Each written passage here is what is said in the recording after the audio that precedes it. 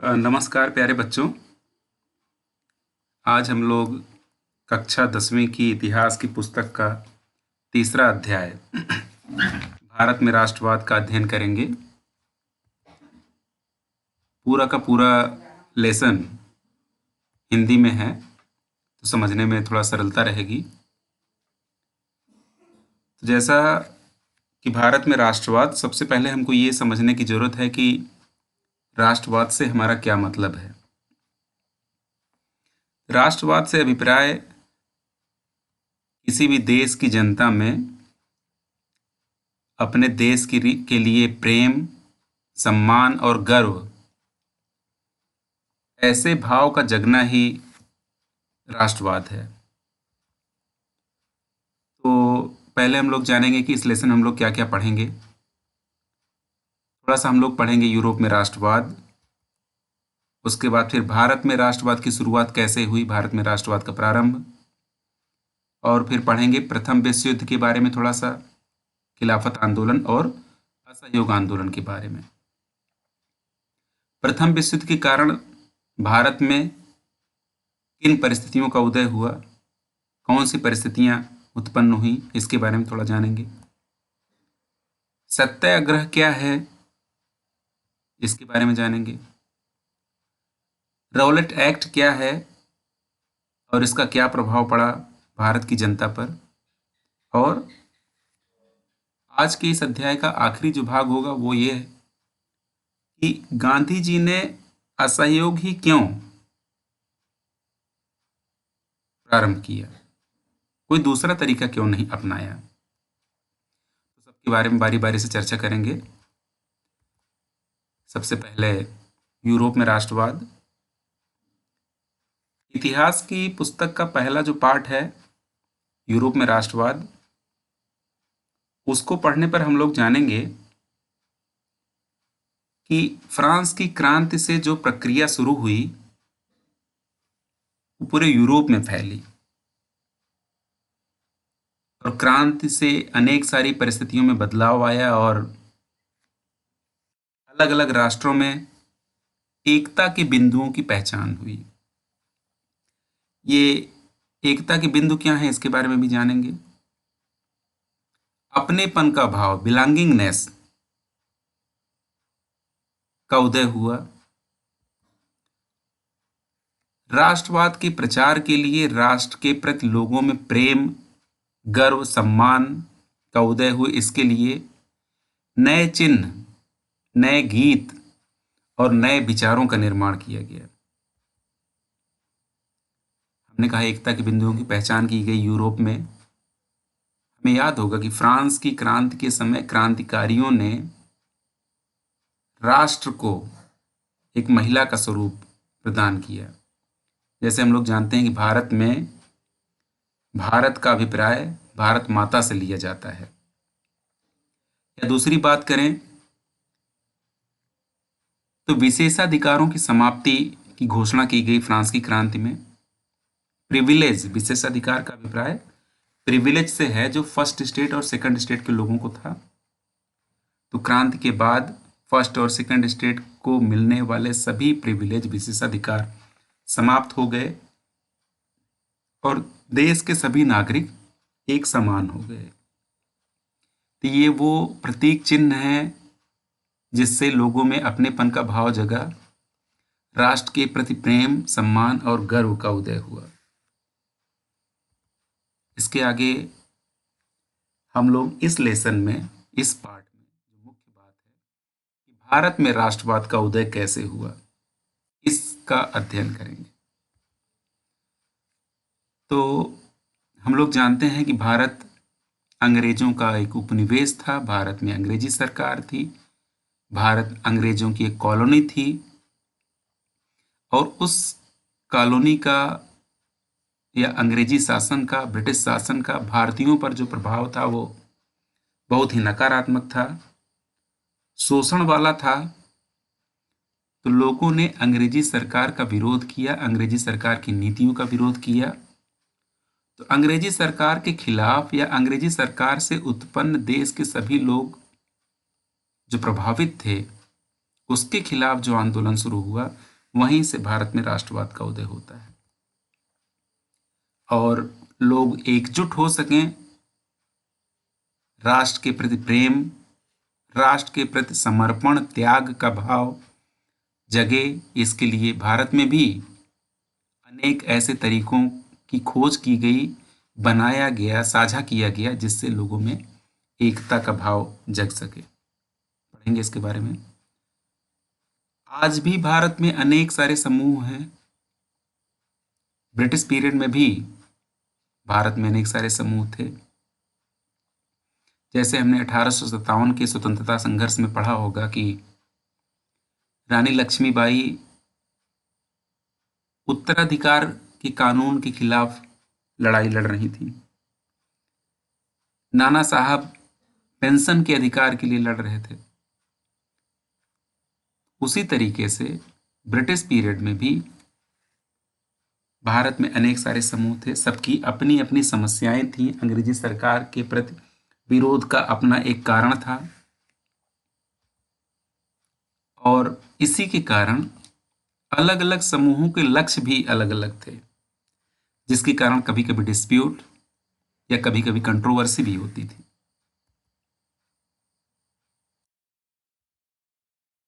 भारत में वो एकता के प्रतीक कौन से हैं जिनको हम एग्जाम्पल के रूप में ले सकते हैं?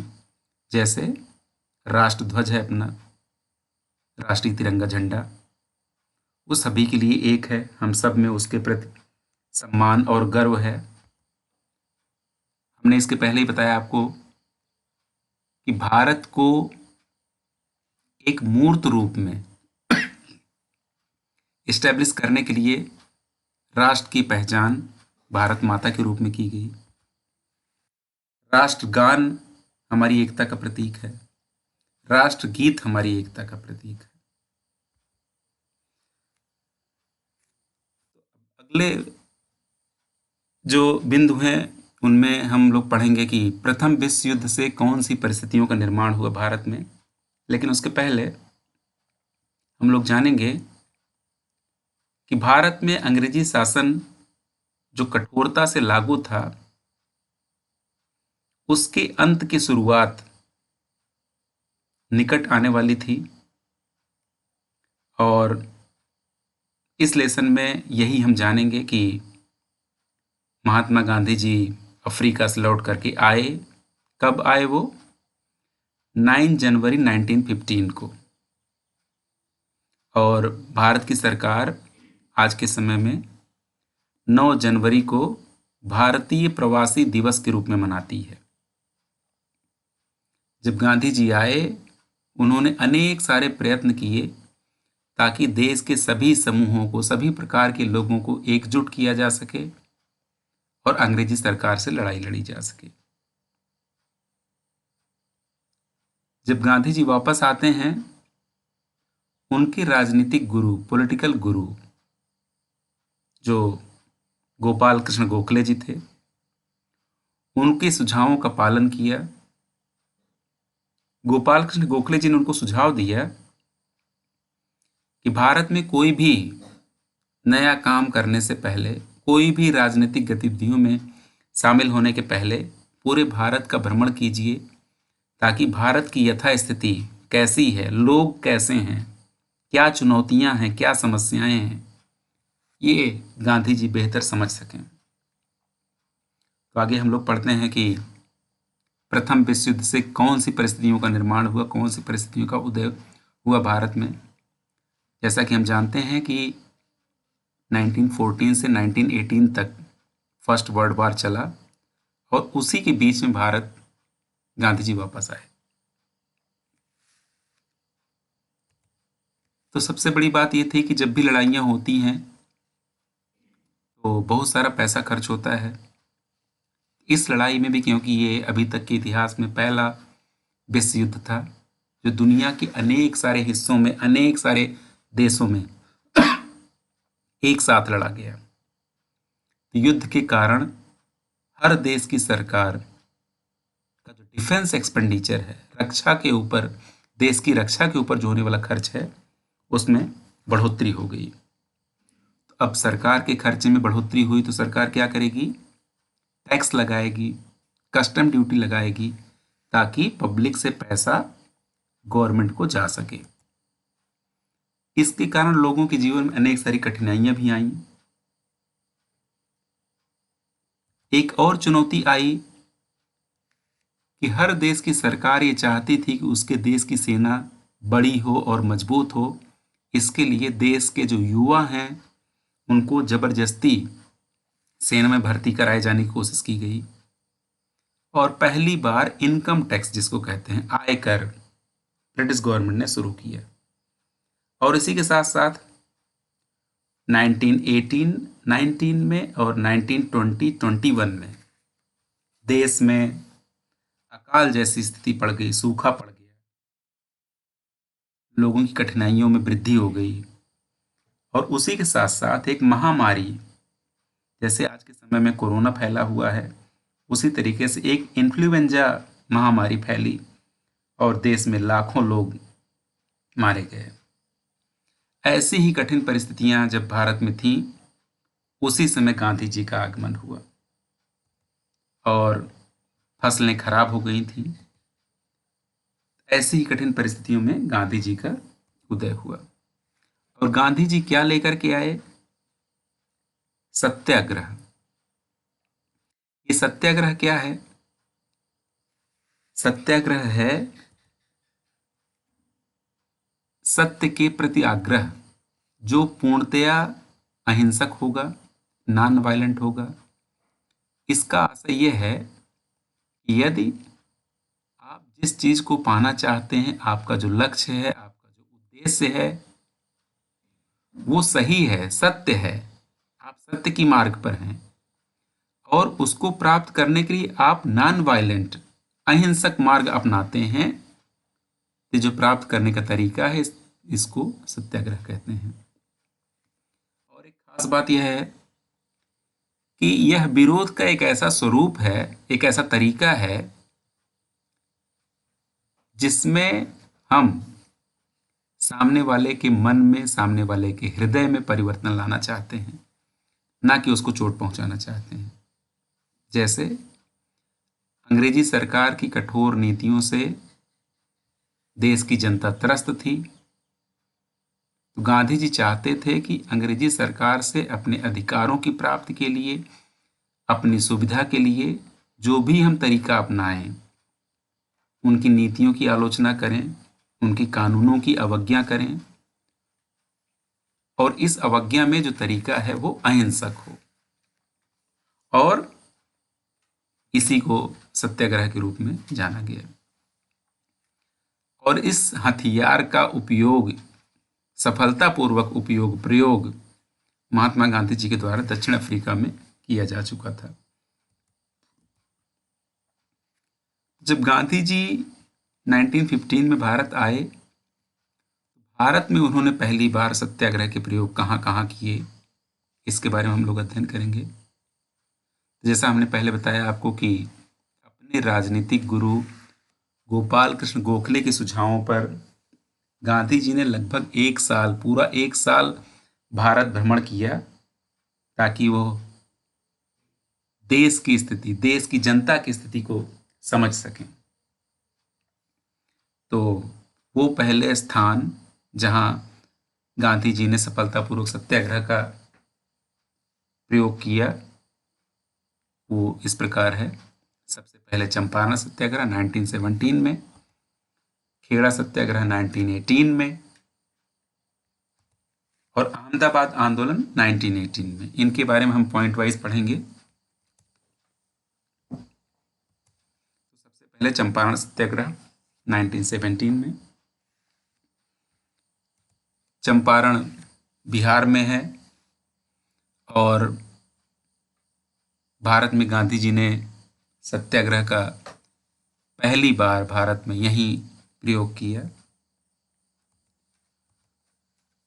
समस्या यह थी यहाँ की अंग्रेजी सरकार, अंग्रेजों के अधिकारी, व्यापारी चंपारण के किसानों से नील, इंडिगो की खेती करवाते थे और मनमाने मूल्य पर नील खरीदते थे, जिसके कारण किसानों को कोई फायदा नहीं था। ऐसी जो व्यवस्था लागू थी उसे तिनकठिया प्रथा कहते हैं, क्योंकि इस प्रकार के द्वारा जबरन जो खेती कराई जा रही थी उसमें किसानों को कोई बेनिफिट नहीं था, कोई लाभ नहीं था। इसीलिए किसान इस खेती का त्याग करना चाहते थे।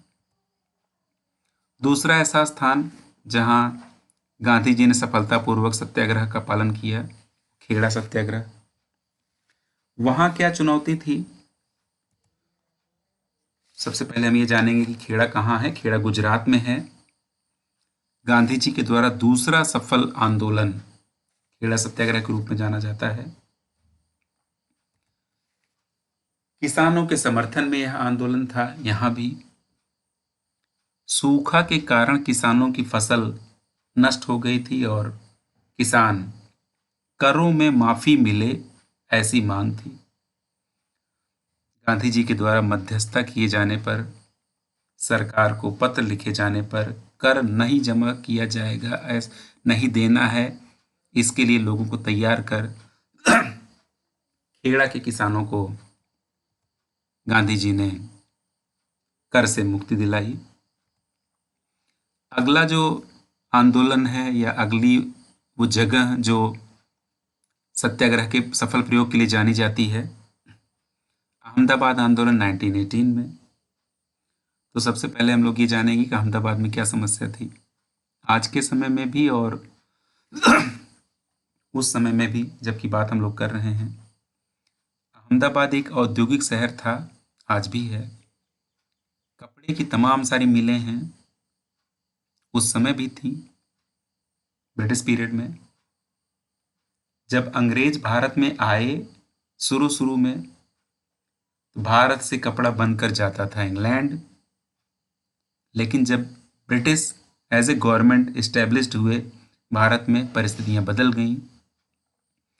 इंग्लैंड का औद्योगिकरण हुआ, कच्चा माल भारत से इंग्लैंड जाने लगा और इंग्लैंड से बना हुआ कपड़ा यहां आने लगा। भारत के उद्योग धंधों को नुकसान हुआ, लगभग उद्योग धंधे खत्म होने की कगार पर थे। इसी बीच फर्स्ट वर्ल्ड वॉर हुआ, पहला विश्व युद्ध हुआ। पहले विश्व युद्ध में अंग्रेज, ब्रिटेन मुख्य भूमिका में थे, क्योंकि दुनिया के तमाम सारे देशों पर इनका अधिकार था। इसलिए अंग्रेजी सेना दुनिया के तमाम सारे मोर्चों पर लड़ाई लड़ रही थी। तो जो सैनिक लड़ाई पर लड़ रहे थे सीमाओं पर, उनकी जरूरतें वर्दी के रूप में, दवाइयों के रूप में, टेंट के रूप में, जूते के रूप में, हथियार, गोला, बम, बारूद के रूप में थी। अंग्रेजी सरकार उसको पूरा करने के लिए इंग्लैंड के उन तमाम सारे उद्योगों को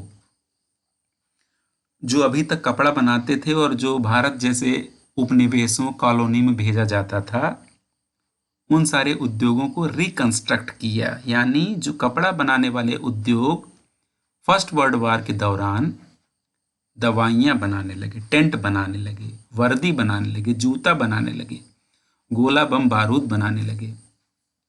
ऐसी परिस्थिति में इंग्लैंड से जो भारत कपड़ा आ रहा था वो बंद हो गया। भारत में कपड़े की कमी पड़ने लगी। ऐसे समय में भारत के कपड़ा उद्योगों को फिर से अपना उत्पादन बढ़ाने का मौका लगा और उद्योग फिर से चलने लगे। अब जब फिर से चलने लगे तो उद्योगपतियों को लाभ होने लगा। तो जो काम करने वाले मजदूर हैं उनकी मांग थी कि उनका भी वेतन बढ़ाया जाए। लेकिन ये जो विवाद था कपड़ा मिल मालिक और मजदूरों के बीच, ये हल नहीं हो पा रहा था। कपड़े के मूल्य में वृद्धि के कारण मजदूर अधिक वेतन मांग रहे थे, मिल के मालिक वेतन बढ़ाने के लिए सहमत नहीं थे।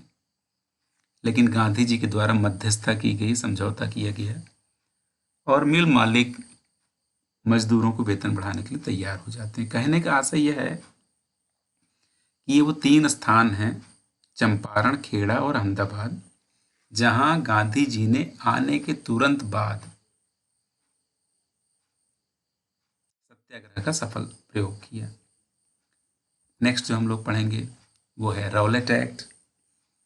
ये राउलेट एक्ट क्या है, इसके बारे में, इसकी पृष्ठभूमि क्या है, इसके बारे में।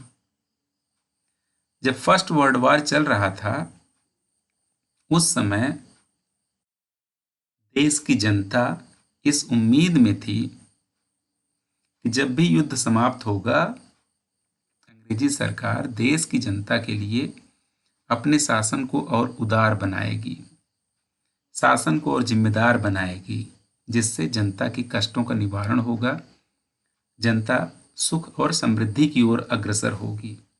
लेकिन युद्ध की समाप्ति के बाद अंग्रेजी सरकार ने भारतीयों के लिए एक कठोर कानून लाया जिसे राउलेट एक्ट के नाम से जाना जाता है। सिडनी राउलेट के नाम पर इसे राउलेट एक्ट का नाम दिया गया। बस दो ही मुख्य बिंदु थे, लेकिन दोनों बहुत खतरनाक थे। इसे देश में काला कानून के नाम से भी जाना जाता है, मुंह बंद करने वाला कानून के नाम से भी जाना जाता है। जैसा हमने कहा कि इसमें केवल दो ही पॉइंट ऐसे थे जो देश की जनता को परेशान कर दिए। पहला, अंग्रेजी सरकार संदेह के आधार पर बिना मुकदमा चलाए 2 वर्ष तक किसी को भी जेल में रख सकती है, और उसके लिए व्यक्ति जिसे जेल में बंद किया गया है वो मुकदमा नहीं लड़ सकता। नो वकील नो दलील। अंग्रेजी सरकार को संदेह हो जाए बस किसी व्यक्ति के खिलाफ, किसी व्यक्ति के बारे में कि यह आदमी ऐसा है, यह व्यक्ति ऐसा है जिससे अंग्रेजी सरकार को नुकसान होने वाला है। दूसरा है कि भारतीयों को हथियार रखने के लिए मना कर दिया गया, यानी आत्मरक्षा के लिए, सेल्फ डिफेंस के लिए भी भारतीय कोई हथियार नहीं रख सकते, क्योंकि गिरफ्तार किया गया व्यक्ति अपनी रक्षा के लिए जा नहीं सकता है अदालत में, इसीलिए इसे मुंह बंद करने वाला कानून भी कहा गया। और यही एक ऐसा कानून था, ये अंग्रेजों के द्वारा किया गया ऐसा कार्य था जिसने गांधी जी के सामने एक अवसर दिया ताकि Gandhi ji Indian independence struggle की मुख्य जो धारा है, मेन स्ट्रीम जो है, उसमें आ सकें। यानी गांधी जी को मौका मिला इस काले कानून के खिलाफ नया कदम उठाने के लिए। गांधी जी के द्वारा राउलेट एक्ट का विरोध किया गया और इस विरोध स्वरूप अनेक सारे काम हुए। जैसे गांधी जी चाहते थे, उनकी मांग थी कि एक non violent civil disobedience movement शुरू किया जाए, अहिंसक सविनय अवज्ञा आंदोलन। ये क्या है, हम लोग पढ़ेंगे इसके बारे में। इस कानून के खिलाफ पूरे देश के विभिन्न शहरों में रैलियों, सभाओं का आयोजन किया गया, लोगों को जागरूक किया गया, हड़ताल का आयोजन किया गया, दुकान और स्कूल बंद हो गए। और हड़ताल हुई इसलिए अंग्रेजी सरकार की कम्युनिकेशन के लिए, वस्तुओं के आदान प्रदान के लिए, एक जगह से पहुंचाने आने जाने के लिए जो रेलवे और जो तार, टेलीग्राम जिसे कहते हैं, अब जो बंद हो गया है, रेलवे और जो तार की व्यवस्था थी वो पूरी तरीके से डिस्टर्ब हो गई। डिस्टर्ब हो गई तो अंग्रेजी सरकार के द्वारा भी कार्रवाई की गई। क्या कार्रवाई की गई? पहली बात तो ये कि अंग्रेजी सरकार ने आंदोलन को कठोरता से दबाने का निर्णय लिया, यानी आंदोलन रुके, आंदोलन दबे, आंदोलन समाप्त हो जाए, इसके लिए अंग्रेजी सरकार कुछ भी करने के लिए उतारू थी। सबसे पहला काम जो उन्होंने किया कि जो भी लोकल लीडर्स थे, जो सभाओं को कर रहे थे, आंदोलन को चालू किए हुए थे, हड़ताल आयोजित करा रहे थे, उन सबको गिरफ्तार कर लिया गया। गांधी जी दिल्ली नहीं आ सकते हैं, प्रतिबंध लगा दिया गया। अमृतसर में 10 अप्रैल को शांतिपूर्वक प्रदर्शनकारियों पर फायरिंग की गई। अमृतसर में मार्शल लॉ लागू कर दिया गया। मार्शल लॉ क्या है? सैनिक कानून, यानी ऐसे समय में जो सामान्य अधिकार हैं जनता के वो खत्म हो जाते हैं और आर्मी कंट्रोल करती है व्यवस्था को। जनरल डायर जो अमृतसर का एसपी था, उसने जो है इस आंदोलन को रोकने का जिम्मा उठाया। क्या किया इसने? आपने सुना होगा कि जलियांवाला बाग हत्याकांड, तमाम सारे लोग अमृतसर के जलियांवाला बाग में हर साल की तरह बैसाखी का मेला देखने आए थे। क्योंकि गांव से आए थे इसलिए उनको मार्शल लॉ के विषय में जानकारी नहीं थी। और इसी दिन 13 अप्रैल को जलियांवाला बाग हत्याकांड हुआ। जनरल डायर अपनी सेना के साथ में, अपने सैनिकों के साथ में आया और लोगों को बिना चेतावनी दिए उन पर गोलियों की बौछार कर दी। कहते हैं कि हजारों लोग मारे गए, कई सौ लोग मारे गए, किसी को भागने का मौका नहीं दिया गया, घुटनों पर चलने के लिए बाध्य किया गया, औरतें, बच्चे, वृद्ध, किसी को भी नहीं छोड़ा गया। भारतीय इतिहास में सबसे नृशंस हत्याकांड है। और बाद में जनरल डायर ने इसके बारे में कहा कि उसके द्वारा ये जो कार्य किया गया उसका उद्देश्य ये था कि भारतीयों को, सत्याग्रहियों को और प्रदर्शनकारियों को सबक सिखाया जा सके और उनके अंदर अंग्रेजी शासन का डर पैदा किया जा सके। कहने का आशय ये है कि बाद में भी उसको अपने इस कृत्य पर कोई पछतावा नहीं था। उसको लगता था कि उसने जो किया वही सही है। अंग्रेजी सरकार ने बढ़ते हुए विरोध को कम करने के लिए, मामले की इंक्वायरी के लिए हंटर कमीशन का गठन किया। और प्यारे बच्चों, आपको जानकर अच्छा लगेगा कि इस जनरल डायर को इंग्लैंड में 13 मार्च 1940 को भारतीय क्रांतिकारी उधम सिंह ने गोली मार दी और जनरल डायर मारा गया। अगला जो टॉपिक है हमारे लिए वो है खिलाफत आंदोलन। खिलाफत आंदोलन क्या है, इसके बारे में जानने के लिए हमको थोड़ा सा फिर से पीछे जाना पड़ेगा कि फर्स्ट वर्ल्ड वॉर जो 1914 से 1918 तक चला, उसमें तुर्की एक देश जो है उसकी पराजय हुई। अंग्रेजी सरकार के खिलाफ था, वो ब्रिटिश गवर्नमेंट के खिलाफ था और वहाँ ऑटोमन साम्राज्य, ऑटोमन वंश का शासन था। और उस पराजय में, फर्स्ट वर्ल्ड वॉर की में तुर्की की उस पराजय के कारण तुर्की का जो बादशाह था, राजा, अपमान का शिकार होना पड़ा। राजपाट शासन उससे छीन लिया गया। उसे एक आम आदमी की तरह छोड़ दिया गया। मेरे बच्चों, तुर्की का जो बादशाह हुआ करता था, मुसलमानों के लिए वो एक धार्मिक गुरु था। खलीफा का पद प्राप्त था उसको। लेकिन क्योंकि फर्स्ट वर्ल्ड वॉर में अंग्रेजों ने तुर्की के राजा को एक आम आदमी का जीवन व्यतीत करने के लिए छोड़ दिया, इसलिए खलीफा के सम्मान को ठेस पहुंची। लोगों को अपने धर्म पर, मुसलमान भाइयों को अपने धर्म पर खतरा दिखा। तुर्की के राजा, तुर्की के बादशाह, जिसको इस्लाम धर्म में खलीफा का दर्जा प्राप्त था, उसके सम्मान की रक्षा करने के लिए मुसलमान भाइयों ने जो आंदोलन शुरू किया उसे खिलाफत आंदोलन कहते हैं। भारत में मोहम्मद अली और शौकत अली, इन दोनों मुस्लिम बंधुओं के द्वारा 1919 में बॉम्बे में खिलाफत कमेटी का गठन किया गया। ये वही दौर है जब रौलट एक्ट, जलियांवाला बाग हत्याकांड, जिसने गांधी जी को पूरी तरीके से विचलित कर दिया था और वो जरूरत समझते थे कि अंग्रेजी शासन से मुक्ति के लिए एक non violent civil disobedience movement की जरूरत है। तो गांधी जी ने दोनों मुस्लिम बंधुओं से बॉम्बे जाकर मुलाकात की ताकि हिंदू और मुस्लिम दोनों समूह के लोग एकजुट होकर राष्ट्रव्यापी आंदोलन और इसके लिए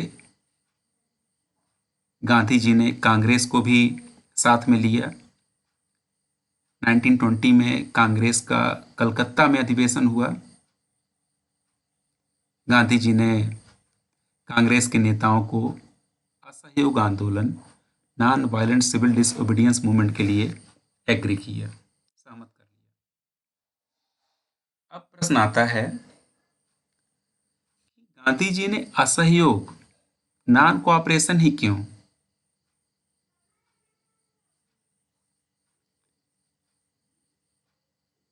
इसका प्रश्न छोटा सा है, उत्तर भी छोटा सा है लेकिन बहुत महत्वपूर्ण है।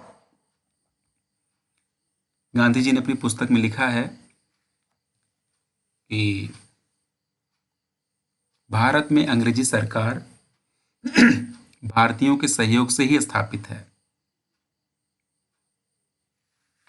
कहने का आशय ये है कि जब भारत में अंग्रेज आए, एक व्यापारिक कंपनी के रूप में आए, उनकी संख्या भारत में कम थी, लेकिन अपनी बुद्धि से, अपनी चातुर्य से, अपने बल से लगभग पूरे भारत को उन्होंने अपने अधिकार में कर लिया और अनेक सारे भारतीय सर्विस सेवा के रूप में, टीचर के रूप में, डॉक्टर के रूप में, रेलवे कर्मचारी के रूप में, सैनिक के रूप में अंग्रेजी सरकार की मदद कर रहे थे और सरकार चल रही थी।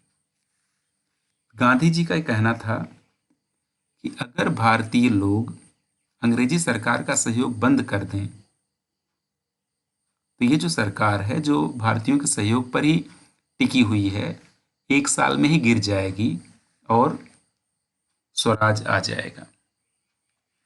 तो गांधी जी ने मोहम्मद अली और शौकत अली से मिलकर और सितंबर 1920 में कांग्रेसी नेताओं से मिलकर देश में सभी समूह के लोगों को एक साथ लाने की कोशिश करके एक नॉन कोऑपरेशन मूवमेंट, जो असहयोग आंदोलन के नाम से भी जाना जाता है, इसकी शुरुआत की। अब भारतीयों के लिए ये जो असहयोग है, नॉन कोऑपरेशन है, ये पहली बार था। तो क्या है ये? व्हाट इज असहयोग आंदोलन, या इसमें करना क्या था? तो सबसे पहले उपाधियों का बहिष्कार, बाइकॉट ऑफ टाइटल्स, जैसे राय बहादुर, खान बहादुर, गुरु। अंग्रेजी सरकार ने तमाम सारे राजाओं को, बड़े बड़े व्यक्तियों को इस तरह की उपाधियां प्रदान की थी। गांधी जी की मांग थी कि इन सभी उपाधियों का लोग बहिष्कार करें और जो भी किसी भी प्रकार की सर्विस सेवा में लगे हैं, सैनिक हैं, अदालत में वकील हैं, जज हैं, स्कूल में बच्चे हैं, टीचर हैं, अध्यापक हैं, विदेशी वस्तुओं का बहिष्कार करें। और सरकार ने कानून बनाने के लिए जो राज्यों में लेजिस्लेचर की जो व्यवस्था की थी, उसका बहिष्कार करें। तो अगर हर जगह से बहिष्कार होगा, हर जगह से असहयोग होगा, नॉन कोऑपरेशन होगा, तो सरकार अपने आप गिरेगी।